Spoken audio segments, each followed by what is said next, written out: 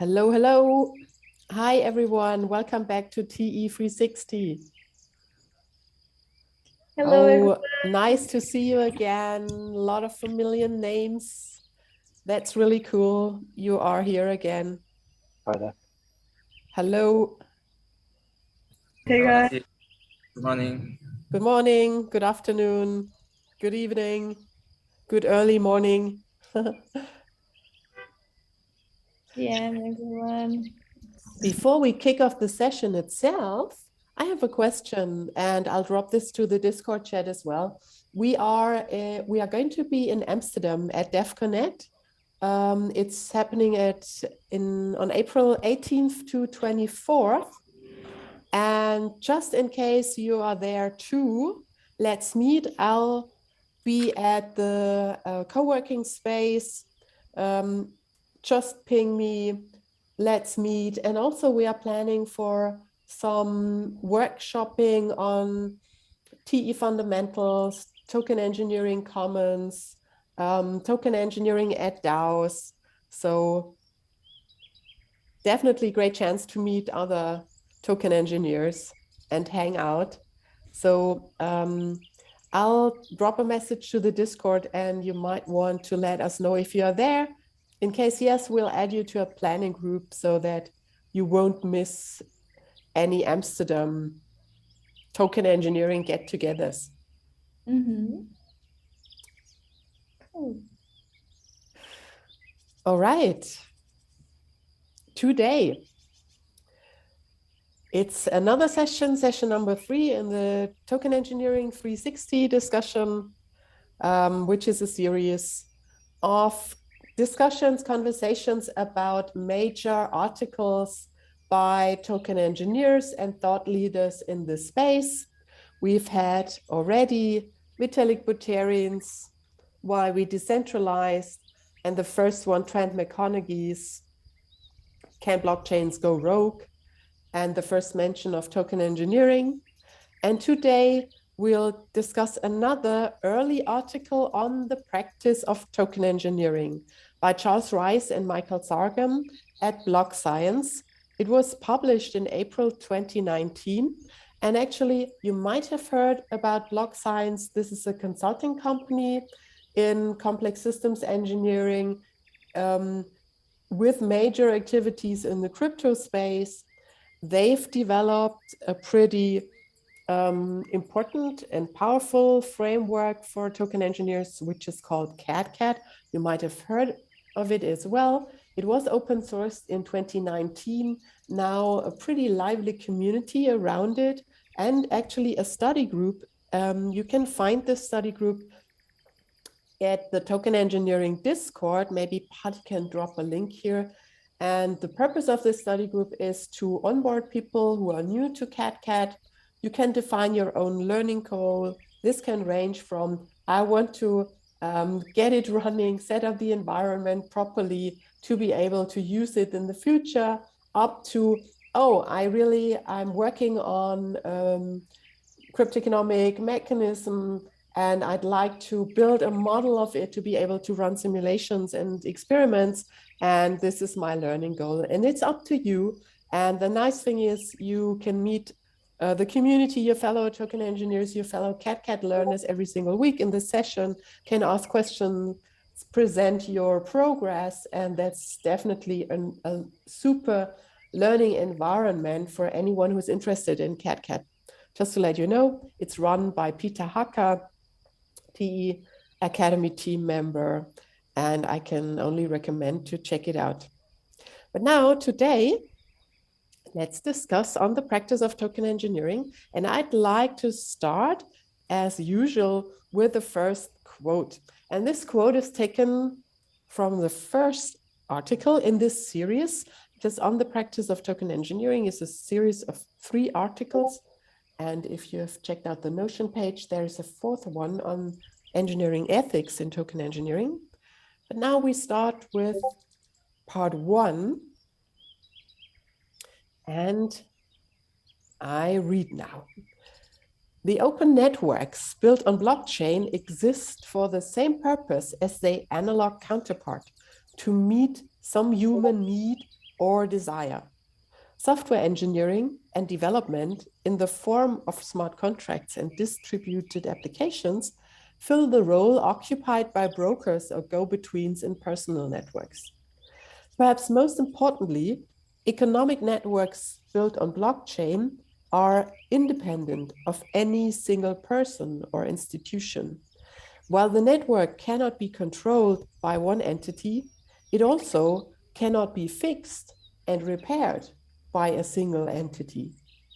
This means that such a network must be designed and realized to be resilient to the shocks of human life.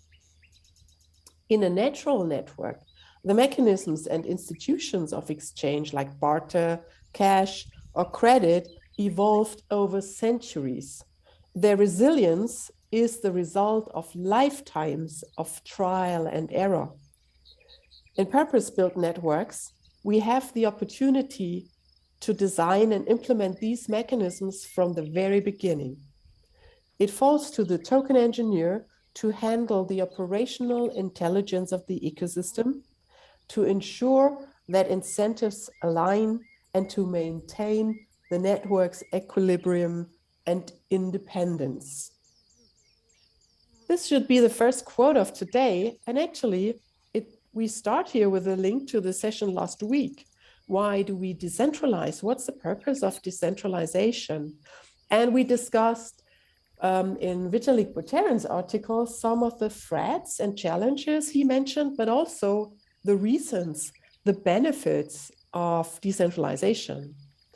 Now, Charles Rice and Michael Zargham state, wait, the cryptoeconomic systems, these networks, socio-technical networks, can be built from scratch. We encode it, we launch it, and this is great. We have the opportunity to design them from the very beginning. But then, of course, it's also, do we really have this trial and error? Like the networks and also the markets, the economic systems we have been seeing to evolve over centuries, the traditional economic systems. Now, and then they state it falls to the token engineer to handle the operational intelligence of the ecosystem to ensure that incentives align and to maintain the network's equilibrium and independence. And I would be keen to now hear your thoughts on what you are observing when it comes to responsibility of the token engineers, other responsibilities, who is or should be responsible for designing these systems and to make them resilient. And what's your observation? What's currently so far in, let's say, positive and maybe negative developments you have seen so far? And let me call up maybe Youssef. Would you like to add something here? Youssef Gar. I hope I'm correct here. Garbi, Youssef Garbi. Feel free to switch on your mic.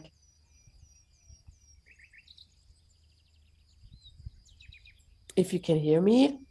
Otherwise, maybe Sebastian Torres. Would you like to add something here? Responsibility of token engineers. Hi, good morning, everyone. Well, hello. At least this morning in Buenos Aires here. Oh, great. I don't think I have a clear idea about the responsibility because, for example, in my case, I'm in a project that the client wants to develop a token, and I don't think that he fully understands the extent of all these topics we read about in the articles, the ethics and the design of a complex system. So I guess all the people here are interested in the design part. So I guess I could say it's our job to communicate the complexity of this and the basically the consequences it may have in a product or whatever whenever you're designing a token system. In my case, it's something I'm dealing with, that balance of trying to work with a client and basically I don't know, letting him know the complexity of this, but being political on saying, okay, I can deal with it, but take in mind it may have consequences in the product, in the, it's a new field, and a lot of people don't quite understand all these topics. So Yeah. I don't think I had a clear point of view. I understand the difficulty of it, but a lot of people, most of people don't. So Yeah, but actually, thanks for this comment, Sebastian, because you're touching on something very important: token engineering as a service. Engineering has been a service throughout, I mean, since it was established 150 years ago. Nevertheless, it was in many cases also considered as something for the public good, right? It's in the public interest to maintain standards in token engineering, and not only standards when it comes to technical, like mechanical engineering, electrical engineering, nuclear power plants, good example. So standards on the security, but also standards on the ethics of a token engineer. Now, super interesting question, since we are developing new organizations, decentralized autonomous organizations, how can we position ourselves as token engineers? Because there is this tension, I fully agree, of if you are a service provider, what about accountability and responsibility? And there's certainly this, in this role, being a service provider, I mean, it's hard to mention problems, to call out if there are vulnerabilities, if there are whatever unfairness. So I think discussing this role of a token engineer is important, and we have a huge opportunity in DAOs since we are seeing new roles emerging, like the stewards, who are much more, delegates or speaking for particular user groups. And this could be a new role. So you are speaking in the public interest as a token engineer. And there is also this notion of how can we make informed decisions? So a token engineer not only producing something as a service, but also producing information to make good decisions. It's something I'd like to add here, and I'm seeing you have many more comments.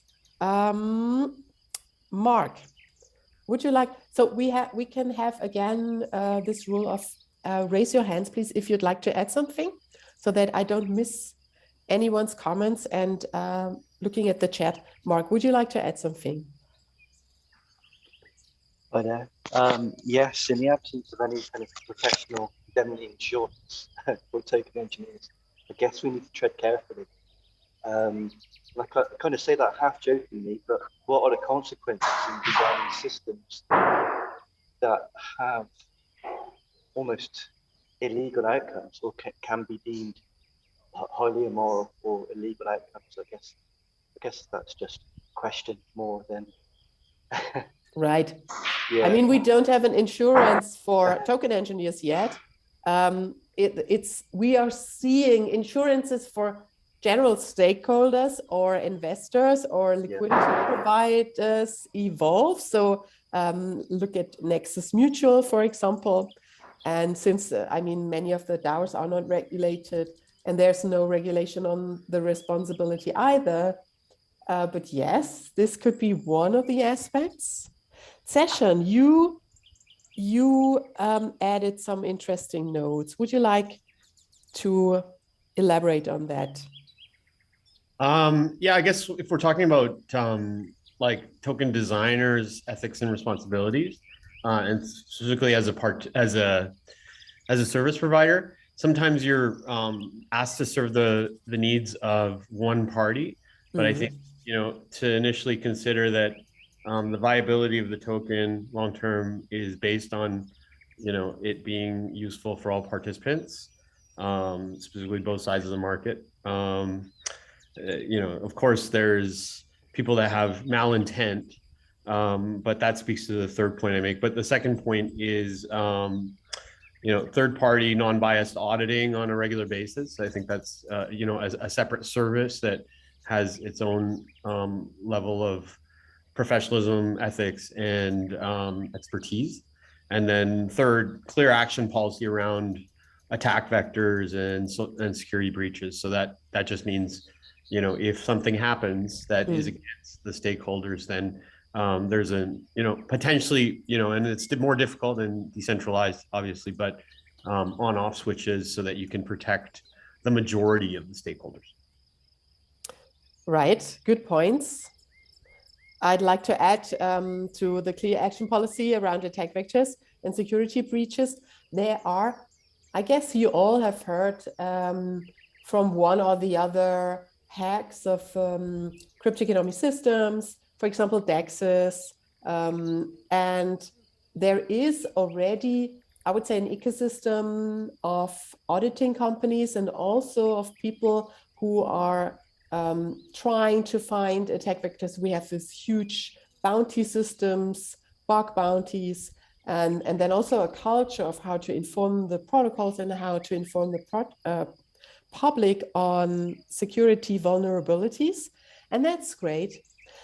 Actually, in economic systems, the challenge is that we not only have code vulnerabilities, like bugs in a code, we also have economic vulnerabilities. And it's, on one hand, interesting, on the other hand, sometimes really, concerning that there are numerous economic bugs.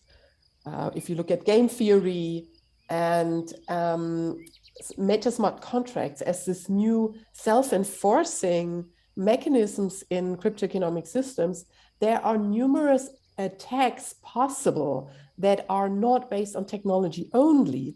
And the challenge here is that we don't even, it's not only about the culture of making this public, the culture or an ecosystem of auditing companies. We don't even have the machinery to detect and monitor systems if there are any economic attacks going on. And this is actually, here we are really at the very starting point in really early stage, seeing that with these mechanisms, sometimes there are attack vectors that we don't even really understand. We can't even describe them. And that's an area of token engineering that is definitely super relevant. And it's just crucial for the healthiness and sustainability of our systems. A lot of work to be done still by token engineers. Okay, we have many raised hands. Rohan, hello. Hi. So I was wondering why, one, is it possible to have something like a Hippocratic Oath for individual token engineers? What, again, I haven't understood. Sorry, the Hippocratic Oath. Ah, I see. Mm-hmm. So something like that, but Yeah. on the blockchain itself. So if there's a violation of the Hippocratic Oath, it's recorded. For Yeah, all interesting posterity. idea. Yeah. That's for individuals, but also staying with the hospital setting, if there is medical malpractice, so a DAO is similar to a hospital, right? It's a group of people who provide a service. Some people are more passive, some people are more active. So maybe there has to be some consequences on the DAO itself. So I'm not sure because one, we design all these systems taking into account an individual, whereas we don't account for the fact that large number of people will collaborate, and that would give some emergent actions themselves, right? So maybe some of those actions are counterproductive. They were not intended by the design, but because a large number of people are using it, there could be some consequence that is not the fault of the token engineer or the DAO. It's just a function of scale. Yeah. So it's very hard to distinguish what is actual malice and what is just plain bad luck in each of these cases. Oh, yes. So I would just throw it open. Yeah, totally spot on. It starts with the definition of malicious actions, because I mean, we are talking about economies, and to some extent, and this will be my second quote, we'll read it in a minute. To some extent, of course, as a token engineer, we try to establish system boundaries that are just make the system robust enough to allow for a huge variety of user behavior, right? And that's great. A perfect example for this is the AMM and the invariant, so constant product market makers. The invariant at its core are the boundaries the system is set up with, so that we have certainly very different system states, huge price swings at extreme edges of a pool, and smaller ones once the token value is balanced and such. So this is the invariant. But of course, there are all kinds, and this is this aspect of human behavior, economic attacks. There can be collusion, there can be market activities that are maybe the system is still robust enough to handle it, but it's not what the builders or the token engineers or the DAO initially intended. And here we are then in, I would say, ethical or rather political questions of what is acceptable and what do we want to encourage and what should be rather punished or prevented. Okay, Christian, you also would like to add something here. Yeah, thank you.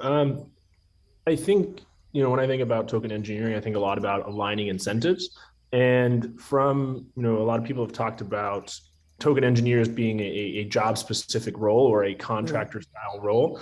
I think it's also important from an ethics standpoint for the engineer to align their incentives with the long-term incentives of the token. And so whether that is taking their pay in some portion of the token or all of the token, that way they are incentivized to think about the edge cases, to take into account everyone's role in the ecosystem and what it's going to play out. Because if it's a one and done job and I'm getting paid in cash or stable coin or fiat, then, I can kind of wipe my hands at the end of the day, and whether or not that's ethical is a completely different, conversation, because what happens and the way I design the system, it might work, it might not, but I'm paid and I'm good and ready to go to the next job. And that also takes me to my second point, which is, I think it's important to say, be humble. We spend a lot of time building these complex systems and working on programs that it's very tough to not get attached to it. And when someone comes in and says, hey, I think you're wrong, or I think this might lead to, this outcome or unintended consequence, it can become difficult to make a change, or it feels like an attack. And so maintaining that humbleness and knowing that we're all in here for the long term, and we're all here to see the ecosystem grow, can be difficult, but it's got to happen in order for everyone to learn and build a better ecosystem moving forward. Fully agree. And here we see the fascinating new opportunities in crypto. As you say, skin in the game. So skin in the game, of course, is something that we all hope, it started with the very first vision of Bitcoin, we all hope that it prevents people from harming, damaging an ecosystem they have stakes in, right? They are token holders. They want to make this ecosystem flourish and grow. And this is number one, skin in the game. And there's a second element, which is identity. And I think this can be also really powerful in this respect. We discussed the oath. We discussed also here, I drop a link in the chat, the iron ring for engineers in Canada as a symbol for your responsibility as an engineer. Now, you, as a token engineer, being visible with your work, and not only as a token engineer, as any particularly, basically any DAO contributor, you are visible with your work. You try to build up reputation. And that doesn't necessarily, I think we touched on this in the last session as well, this doesn't necessarily mean that you only have one single ID, but a token engineer's identity and reputation also is a tool, in a sense, to have a link to this responsibility. Or we already see it if you're active in DAOs, in votings, people who are supporting a particular decision are become visible with their voice, supporting something, and they are indeed held accountable for what they promised or what they tried to convince people to. And as a token engineer, you will be in the same role.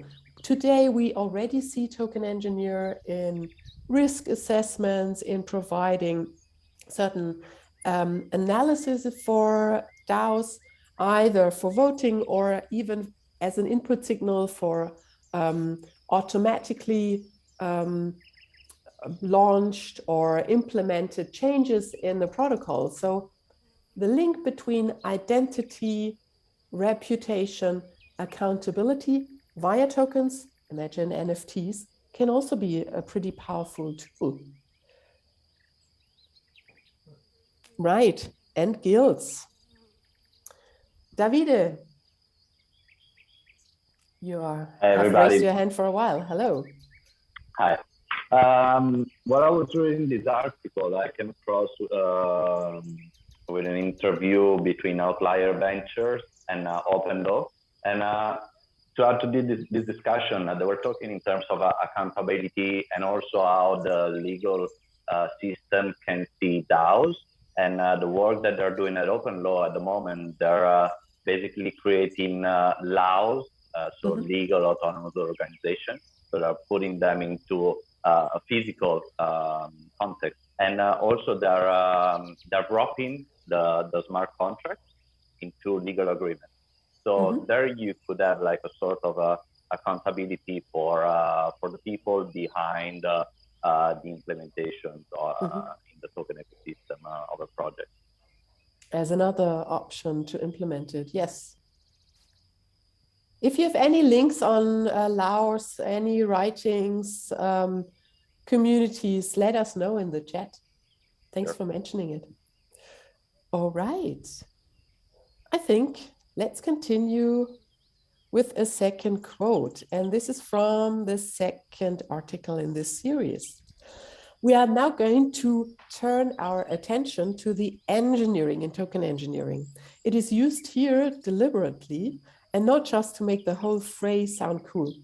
Using engineering rather than, say, design or development places our work into a validated framework. It also provides us with a set of proven methods and tools we can bring to bear on the complex challenges that go into realizing new socio-technical networks. take a look at the Wikipedia definition of engineering: the application of science, mathematical methods, and empirical evidence to the innovation, design, construction, operation, and maintenance of structures, machines, materials, devices, systems, processes, and organizations for the benefit of humankind. There's a lot there to unpack, but we are going to start with the last bit: for the benefit of humankind. As mentioned in the previous installment, there are applications on these open networks that mean they could come to manage or control anything from a supply chain to the identities of billions of people in an increasingly digital economy. Given their potential, it's vitally important that these networks be designed well and with a deep thought given to the consequences of design decisions. So, how do we really know what is for the benefit of humankind? The short answer is we can't, not in any complete or definitive way. But that doesn't mean we get to ignore the question. After all, we generally want to make the world better with new technologies, not worse. Instead of looking for a strict ordering of good, we can look for a partial or relative one. For example, it's easy to argue that suspension bridges have been better for humankind than the electric chair. What about something like nuclear fission or source of nuclear power and the atomic bomb? For the engineer's part, though, it's not about casting judgment, but rather about being mindful of consequences, intended or not. So this is a really interesting statement because it to some extent says it's impossible to ultimately define what's good or bad. Rather, what we can do as token engineers is be aware and explore the possible consequences, intended or not. In a sense, to not only be, let's say, focused and too focused on the intended consequences, and we see this a lot in cryptoeconomic projects. People are very focused on what they intend to create with a certain token mechanism, but also explore all possible, again, intended or not intended consequences. And of course, this can be pretty tricky. It takes time. How to deal with it, conducting your service, how to establish a culture here. Now, keen to hear your thoughts. I think, see you've raised your hand, right? Yes, absolutely. Just glad to be here again. Welcome. Awesome. So as I listen to all the things that you've actually said, within token engineering, there actually seems to be a whole range of other subcategories, meaning people who are actually token engineers, but actually more so have a bias that is on industrialized systems, because that is where they actually come from. Those who actually have more of like a social, background, those who have an economic theory background. So is it actually safe to say that token engineers, as actually part of the charter, should at the very least analyze a project to be able to understand the different biases within token engineering that they would need to bring onto the project to be able to fulfill all of it? Or is it the responsibility of the token engineer to be able to have, of course, expertise mostly in one particular background, but also some measurable form of knowledge in other systems, because being much more well-rounded gives you a much better understanding of how the system does actually play out. That is including the social interactions. which I think is a very key part of that. Yeah, I'm just curious about that. Yeah, that's a good question. So you says, okay, it's about social interaction, and then you presented two options, either or. Could you repeat it? Maybe we can set up a tiny little survey, what the people think in this channel. Yeah, I believe that someone in the chat did say that token engineering is actually multidisciplinary. So when you take a look at a project, we all have different backgrounds that we have actually come from, you know, and then having the skill of token engineering to be able to look at crypto economic systems and understand and actually design them. So one thing would be, do we have different people with different backgrounds and skill sets as per the project need within token or under the umbrella of actually token engineering? Or is it a responsibility of the token engineer to have in, you know, including their original background, some other skill sets or something that they've actually learned? Maybe actually more so, if I'm a mechanical engineer and then I'm getting into token engineering, maybe I actually do a whole lot more study that is on the social, you know, interaction side, or more so the economic theory side. I just want to know how that kind of approach or how the design approach should actually go with respect to these two choices. Yeah, nice. I'm trying to capture this in the chat. And A is option number one. Do we have different people and different backgrounds in this process of token engineering, version A? Or B, is it the responsibility of a token engineer to integrate this knowledge? But we still need the TE experts. As opposed to the option A, we have a huge variety of people involved, right? I don't know, Paddy, could you swiftly set up a survey with A and B? And I'm keen to hear your thoughts. So do you think token engineer will rather be an expert domain where we can hope that token engineers integrate all the different perspectives? Or rather, do you see token engineering as a field that is really cross-disciplinary and we need many different disciplines involved and people involved with their different backgrounds to create good cryptoeconomic systems? Paddy is setting up a survey in the background, and then you let us know once we are ready to go. In the meantime, Davide, are you still raising your hand? Want to add something? Or you? Okay, yeah. Thanks. Then I think Sebastian was next. Hi, everyone.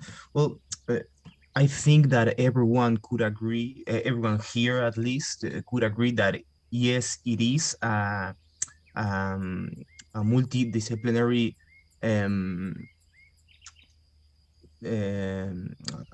sorry, I lost the word in English. I think everyone here agrees with that, but we need to contrast that with the reality of a professional environment where the client or your employer, as you know, you have always limited resources, and it is in a big company, but I don't see the case of a team with an maybe an economist, an engineer, a sociologist, all these ideal cases that you see that the dream team of designing a token. How many times that condition will be there? I think very little time. I don't think it will be a commune to have a dream team in a professional environment. I think everyone wants it, but especially now where most of people do not understand the complexity and all the resources you need to have a perfect design. That I don't think it exists. That is another maybe. Yeah. Yes, I see what you mean. Nevertheless, I mean, DAOs, the design process of DAOs can be so different from the traditional agency is hired to produce X, Y, Z. But I see your point. Thanks for sharing, Sebastian. Shahar, you also want to add something here. Hey, yeah, I think that as like I see some comment over here, like that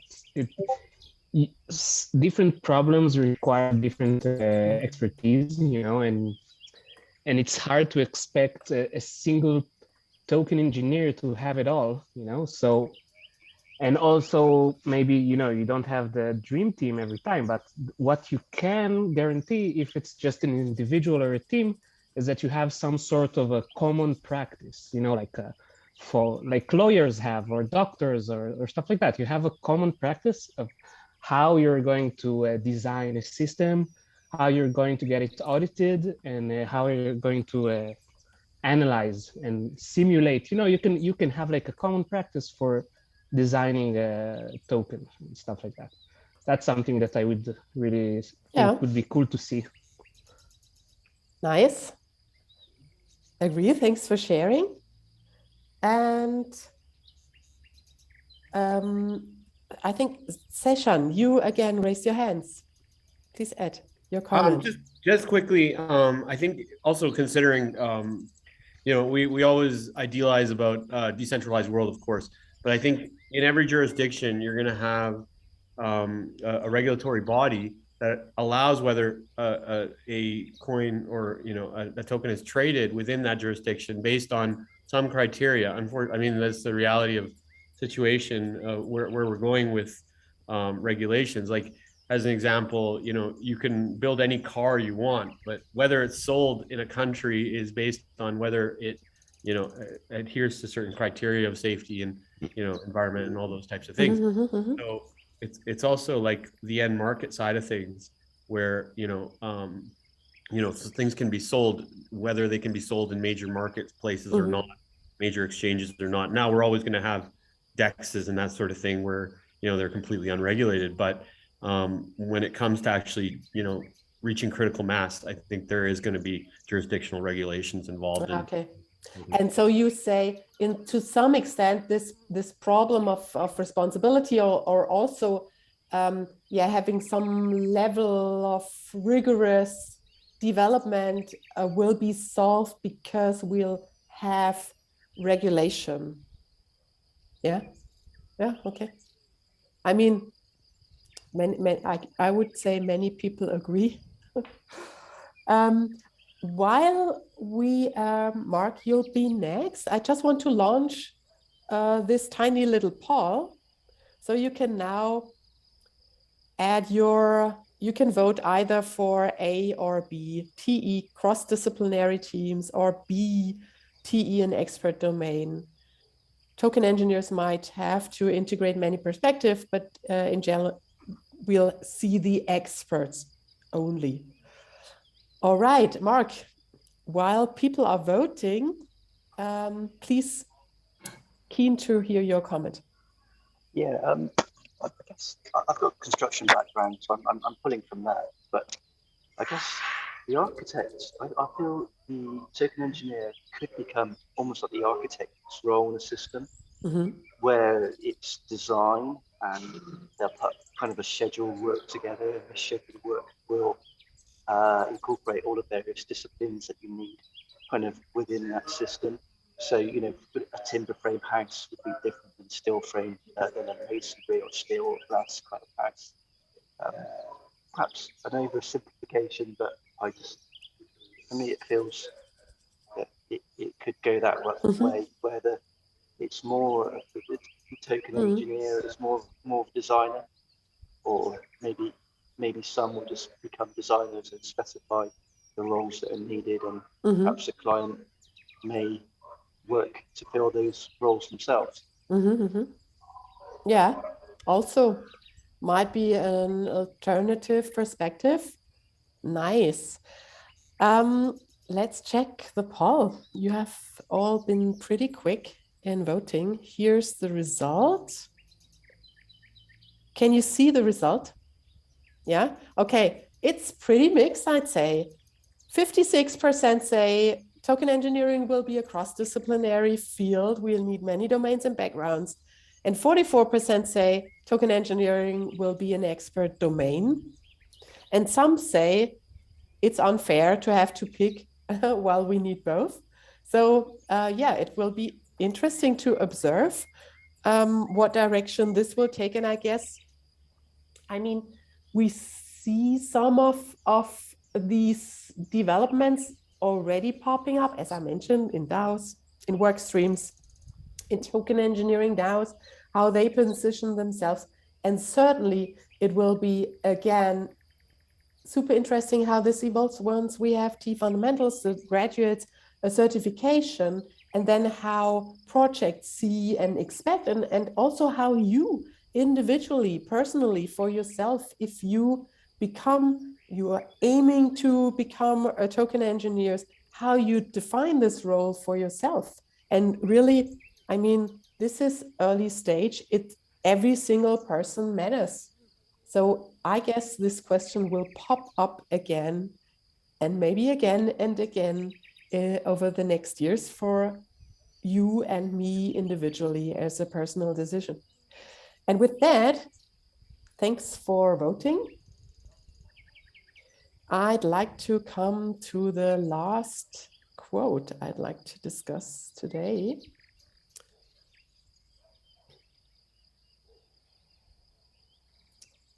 Again, I quote the final article, part 3, on the practice of token engineering by Charles Rice and Michael Zargham. Human-centeredness requires appreciating the vast individual, cultural, and even temporal variations among the same participants. In order to be truly humanist, we have to abandon assumptions about utility and rationality, and instead simply embrace human behavior as a native signal about humanness. Rather than design systems which attempt to optimize on behalf of humans, we instead focus on systems which enable and empower people to organize themselves with a minimum of cognitive overhead. I stop quoting, and here, to me, what stands out is this sentence about, in order to be truly humanist, we have to abandon assumptions about utility and rationality, and instead simply embrace human behavior as a native signal about humanness. Now, I think for any one of you who is a trained engineer, this seems like, oh no. So as an engineer, you can build on the laws of physics. You can build on, proven material properties of the material you use, of electricity, and now in cryptoeconomic systems, we have humans in the loop, and all this irrationality and all this, game theory is based on utility and what to expect that people might do to achieve the best outcome for themselves. But now in human systems, people actually don't always behave like this. How to deal with that as a token engineers? What do you think? Any raised hands? No.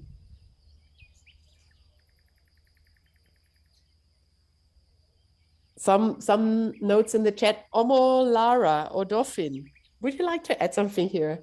Yes, you've raised your hand. Yeah, Switch on your mic, please. It's really interesting because I'm in a binary universe, and like we're creating a third level in the metaverse and the DAOs and everything that we're creating. So it's like we have to learn from our mistakes as humans, that we are fallible. So how can we create anything that's going to just be, that's it? It has to have some mechanism to evolve, is what I'm thinking. You say, isn't it totally unsuitable to try to create something that is just there it is and it'll never change, since we know that human networks are under continuous change? Is it that what you want to say? Right, because we have, like, seasons in our world, you know. And so how can we create something that's just going to always be that way? But you know, certain things financially that could work, but in terms of social interacting or behavioral patterns, yeah, that's going to be really interesting, you know. Yeah. 100%. But in terms of like fun, good things, that's going to be easy. But you know, evolving, like how do we go about creating a safe way for people to drop off their children or enroll into a daycare or something so that moms can work, or single dads or family units can not just be stuck in that male female dominant not dominant, or you know what I mean, like those type of things are going to come up. Those things are going to be needed. And especially what we're facing with COVID, and I'm here in Sacramento and the schools are protesting, the teachers are fed up, they're not even teaching anymore. So now do we set up systems where people can just stay home and learn and never use teachers again, you know? Yeah. So how to react on the ever-changing environment, on the ever-changing challenges we face. Yes. And so if we can figure out how to be able to, and that's what I'm trying to understand. That's why I'm going to really dive into that CAD, because there has to be a way that once these contracts are made, that the community can then vote or determine if they need to adjust something, you know? Totally. And I guess there are super interesting approaches on how to make this happen, but it's a very political thing. So it's about communication, it's about taking a position, it's about discussions, it's about shaping an opinion and then ultimately make a decision. And that's feels like it's an additional layer. And pretty interesting question. Is it the token engineering layer still? Is it the governance layer? Is it the responsibility of a token engineer? But I totally see the challenges you are talking about. Thanks for sharing. Thank you. And another thing you said was, is it the governance?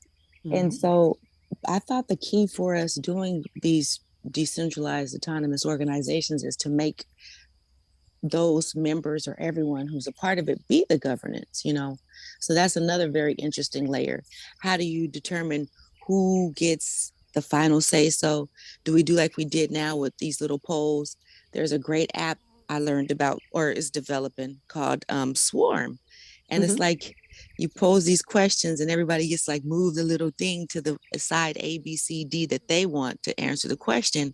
And it's interesting because then some people who see that they're not getting, no one's coming to their side, they eventually go to the next thing or thought that everyone else is going to. But then some people still just keep on their side, and it collects all this analytical data. And it's quite interesting because to see when and how people's thoughts can be changed when they see that their way is not being accepted by the masses. So that's I like that kind of thought, you know, to see what triggers, or when do people switch their thought pattern. Yeah, absolutely. Joe's added a comment in the chat. Token engineering is not deterministic in the physical sense. It attempts to follow a trajectory, and the trajectory can change based on feedback. And we can collect this feedback via data, via votes, via tokens. And this is a challenge and a very interesting task for token engineers in itself. How to make this trajectory measurable, visible, to be able to follow it. Davide. I was thinking, like, when we design an ecosystem in a very idealistic way, maybe we want to change the world through this project, through the idea that we put forward. But I was recalling some words from Lisa Tan from economic design, where she basically says that human nature is what it is, and we cannot really change it. So what we should try to do as token engineers, we should try to direct the choice towards the best outcome for the ecosystem and for everybody, rather than wanting to change human nature as a whole. Yeah. Fully agree. Can I just say something on that whole human nature thing? Human nature has been changed. There's a whole thing on eugenics. Alan Watts spoke on it. They knew how to create a society of only scientists, or a society of only psychopaths, or a society of only certain things. So please know that we are all being impacted by certain things to change our behaviors. And that's what's so frustrating to me, is that not enough people are in the know or even care to know. We're so caught up and busy with just trying to survive. We don't even know the forces that are being impacted upon us. Take, for instance, in India, they put something in the water and it caused people's palates to, or their lips to split. You know what I'm saying? Like, that's not organic or way creator created things to be. We are being impacted by certain things. And that's why I'm into this stuff, to try to figure out some kind of force field to keep us from being impacted by these things that are impacting us. So human behavior, first of all, when you understand that it has been impacted, then you can kind of start looking within yourself to see how you can clean that up and who you really are. Yeah, but I would like to add, yes, sure, everybody of us is impacted by many things, and some of the impacts might have been designed and others are just by chance. The question for us is, do we look at cryptoeconomic systems as systems to steer people's behavior, or rather provide a robust fundament to maximize freedom? And that's a very different thing, I guess. Mark, 2 minutes left. I'd like to hear your comment. Yeah, I think, I guess what I love about the space, and what others have kind of hinted on, is the optionality in using these blockchain systems. They tend to be non-coercive. We tend to have optionality. We can rage quit. We can take our funds out and leave if they stop being kind of service to us. So I think just as token engineers, we need to kind of make sure that these exits are almost baked in. And it does give us advantage, these systems over kind of real world kind of systems where, you live in a city, there's no optionality. Nation states tend to be cohesive, and there's only kind of one way we can't really exit them. And I just think it's important to know that, optionality and non-cohesiveness is an advantage to these kind of systems that we're building, and to kind of make sure that they stay in place. Yeah, that's an interesting take. Thanks for sharing. Let's have CU and Tatiana adding final comments. This has been a great conversation so far.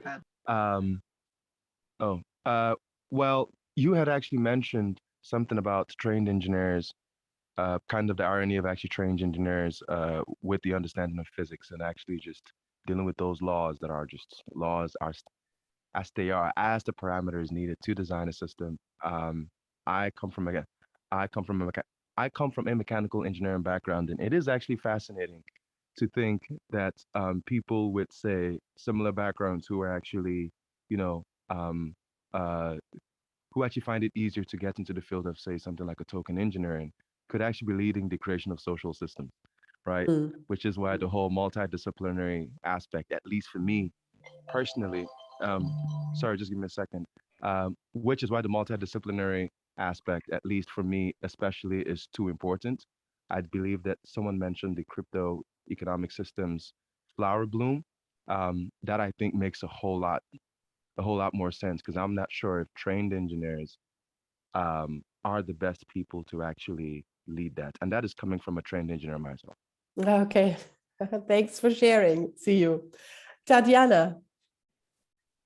Yeah, my final comment was slightly following the line that is might be not a deterministic way to consider token engineering as a whole, and maybe we're like part of the goal of this field is to discover the patterns of behavior that are already out there and how we can sort of like in physics derive these laws and patterns and just suggest different sandboxes where people can choose which patterns they're going to automate and kind of perform on the next level, because Web3 just suggests sort of an automation machinery where you can perform any processes that already exist in human behavior and in human interactions, just in a new way, because now we can like extrapolate it from the existing traditional institutions and maybe sort of formalize and give new scenes to something that already exists but not yet institutionalized or doesn't have this financial aspect to it or like economic, at least explicit one attached to it. So maybe Right. discovery is the same. Yeah, absolutely. And this will be actually the topic of our session next week, where we'll discuss the sustainability loop. Since in token engineering, we are not building digital products we want to sell, just buy, sell, bidirectional relationships. We are creating economies, and how to get the sustainability flywheel going will be the topic in the next session next week, next Wednesday, same time, 1 hour earlier as usual. And Patty, thanks for reminding us. There's also an introduction to token engineering this Friday. If you haven't been in one of the sessions, this is just an overview on Token Engineering Academy, the community, token engineering as a discipline. Next Friday, April 1st, you'll find a reminder in the Discord channel. Make sure to be there and continue the conversation there, and hope to see you all next week. Thanks for this nice discussion. I really enjoy it. Thank you so much, everyone. Thank you. Thank See you you. next time. Thanks. See you next Thank week. you. Bye-bye. Bye. Thank you, Bye. everyone. Bye. Thanks, everybody. Thank you. Thank you. Bye. Bye.